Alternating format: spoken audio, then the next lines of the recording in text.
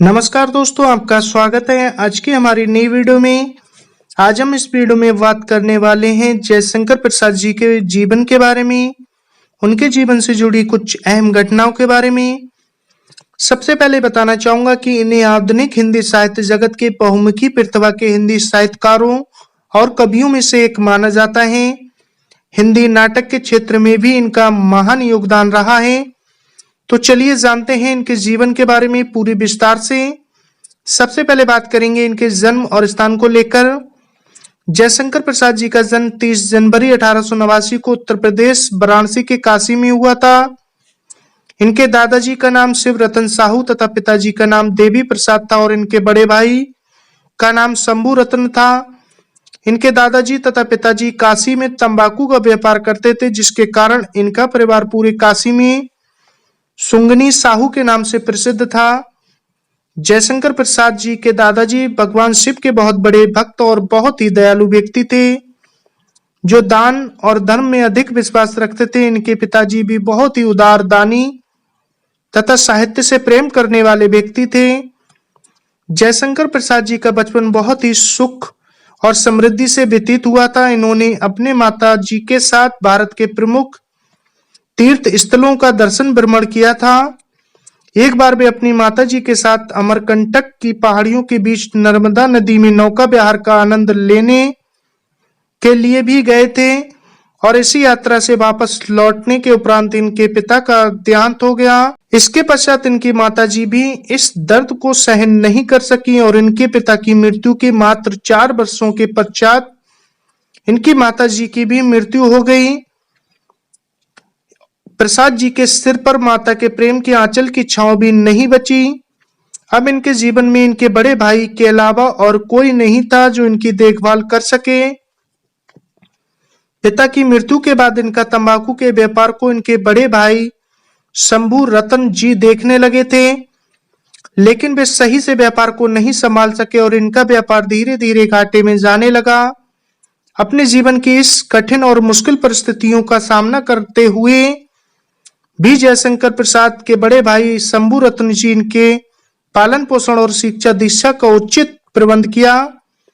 वहीं बात करें इनकी शिक्षा के बारे में, तो प्रसाद जी की शिक्षा के लिए इनके बड़े भाई ने इनका दाखिला क्वींस कॉलेज नामक विद्यालय में कराया, लेकिन इनका मन विद्यालय की शिक्षा में नहीं लगा और इन्होंने विद्यालय छोड़ दिया।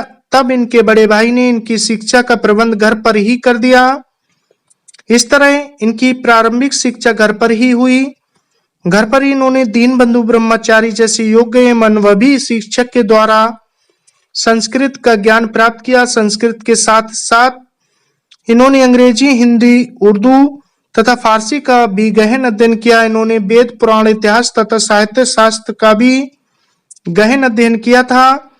इनका झुकाव बचपन से ही हिंदी साहित्य के प्रति था, क्योंकि इनके पिता भी एक साहित्य प्रेमी व्यक्ति थे। अक्सर जब इन्हें मौका मिलता था तो इस साहित्य की पुस्तकों का अध्ययन करते थे और समय समय पर कविता भी किया करते थे। वहीं बात करेंगे हिंदी साहित्य में रुचि की शुरुआत, ये बचपन से ही प्रतिभा के धनी व्यक्ति थे। ऐसा कहा जाता है कि इन्होंने अपने बाल्यकाल में ही मात्र 9 वर्ष की अवस्था में अपने गुरु रसमय सिद्ध को ब्रज भाषा में कलाधर नाम से एक सवैया लिखकर दिखाया था। पहले तो इनके बड़े भाई इनकी काव्य रचना से खुश नहीं थे, क्योंकि वह चाहते थे कि जयशंकर प्रसाद जी उनके पैतृक व्यवसाय का कार्य संभाल लें। परंतु बाद में जब उन्हें लगा कि इनकी रुचि साहित्य रचना की तरफ अधिक है, तो उन्होंने जयशंकर प्रसाद जी को पूरी छूट दे दी। अब प्रसाद जी पूरी तन्मयता के साथ काव्य एवं साहित्य रचना के क्षेत्र में आगे बढ़ने लगे और इन ही दिनों इनके साथ एक बहुत दुखद घटना घटित हुई, जिसमें इनके बड़े भाई शंभू रतन जी की मृत्यु हो गई। इससे जयशंकर प्रसाद जी को बहुत बड़ा धक्का लगा और अब इनका व्यापार भी समाप्त हो गया, जिससे इनकी आर्थिक स्थिति बिगड़ गई। इनके पिताजी ने अपने व्यापार की तरक्की के लिए उधार लिया था, जो उस समय नहीं चुका पाए थे और अब लोगों ने जयशंकर प्रसाद जी से अपना उधार वापस मांगा। तो जयशंकर प्रसाद जी ने लोगों का उधार चुकाने के लिए अपनी पैतृक संपत्ति को बेच दिया। अब ऐसा लग रहा था कि जैसे जयशंकर प्रसाद जी के जीवन में दुखों का पहाड़ टूट पड़ा हो, किसी तरह ये अपने दुखों से उभरे और इन्होंने अपने साहित्य प्रेम की ओर मन लगाया और अपनी कुछ रचनाएं लिखी। तो आइए जानते हैं इनकी प्रमुख रचनाओं के बारे में। जयशंकर प्रसाद जी में साहित्य सृजन की अद्भुत तथा विलक्षण प्रतिभा थी, जिसके दम पर इन्होंने आंसू, कामायनी, चित्राधार, लहर और झरना जैसी रचनाओं से हिंदी साहित्य के काव्य विद्या को समृद्ध किया तथा आंधी, इंद्रजाल, छाया, प्रतिध्वनि आदि कहानियां भी लिखी और इसके साथ ही साथ कंकाल, तितली और इरावती जैसे प्रसिद्ध उपन्यासों की भी रचना की।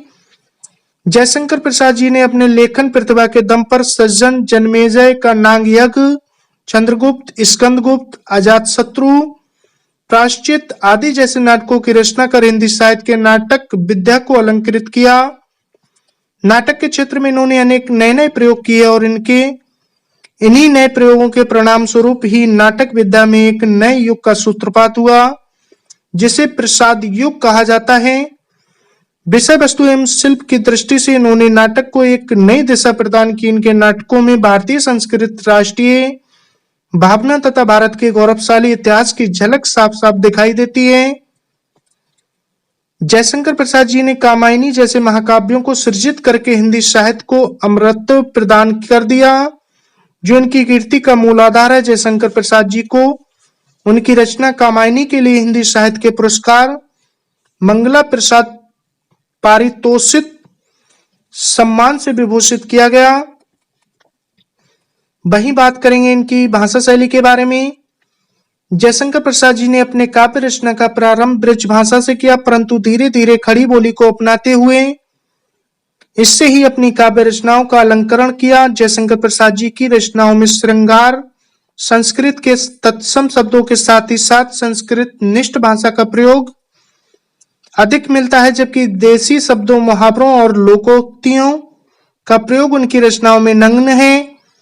वहीं बात करेंगे इनकी मृत्यु के बारे में। अपने जीवन की कठिनाइयों और संघर्षों का सामना करते हुए वे अपने स्वास्थ्य का ध्यान नहीं रख सके, जिससे वे क्षय रोग से ग्रसित हो गए और मात्र 48 वर्ष की अवस्था में 15 नवंबर सन 1937 को इनकी मृत्यु हो गई। जयशंकर प्रसाद जी ने अपने जीवन के बहुत छोटे से कालखंड में हिंदी साहित्य में जो योगदान दिया, वह हिंदी साहित्य की अमूल्य निधि है। प्रसाद जी का यह विलक्षण साहित्य योगदान हिंदी साहित्य के अनंत काल तक अविस्मरणीय रहेगा।